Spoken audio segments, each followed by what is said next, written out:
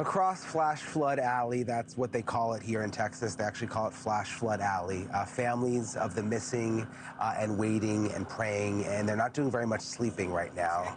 And many of their neighbors are not either. They're all just sort of just waiting for these 10 girls to be found. The wall of water that surged out of the Guadalupe riverbanks early Friday morning swept away homes, cars, and trees, leaving survivors to sift through the waterlogged remains of whatever was not washed away.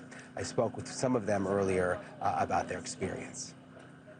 There was a house here, this big pad. There was a house that literally got picked up by the river and taken away. Inside, there was a family of 4, a mom, a dad, a 1-year-old little baby, and a 14-year-old. And the neighbors say the mom, the dad, and the baby are still missing right now. The 14-year-old is in the hospital. We've been trying to get a hold of her unsuccessfully, and I kept telling Tammy, it's not like her not to get in contact with someone. There's so many people missing. There's so many.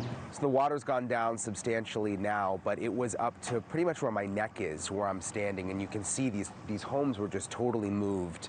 And you look inside, I mean, the water just took the walls down. Everything inside is destroyed. There's mud everywhere, and this just shows you, I mean, if you were sleeping inside in the middle of the night in your bed in a house like this, you would have been swept right out.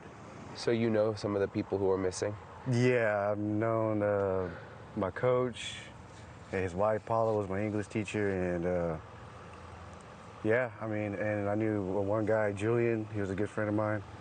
He passed away too, so I mean, yeah, it's pretty devastating right now for the most part. I mean, never seen it like this. It's pretty bad. I mean, as you can see, I mean, it's a lot to take in at times, so. So right now you've got volunteers and cadaver dogs and first responders going through all of these wooded areas along the river, looking for any human remains. We're told that in some instances they found bodies 10 miles away, 10 miles downriver, because the current has just been so strong. I know the people that run the camp. They're incredibly Christian people. He's on all kinds of boards here in Kerrville. They're incredibly giving, and they're somewhere.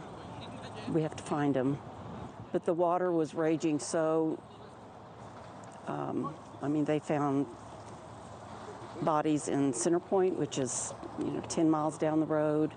The water was raging. The water was raging, and no telling where we're going to find everybody. I just pray we find everybody. And so FEMA will not be the only financial lifeline for these survivors. Private companies such as the San Antonio-based supermarket chain H-E-B are helping out, and hundreds of GoFundMes have also launched. You can help out too. Please check out the QR screen the QR code that we've got on your screen right there. If you scan that with your cell phone, it'll take you to our website where we've got a list of several different organizations, local organizations too, and ways that you can help, because man, they need the help here. Thank you for watching. Subscribe below and download our NewsNation app right now on your phone, and you will get fact-based, unbiased news for all Americans.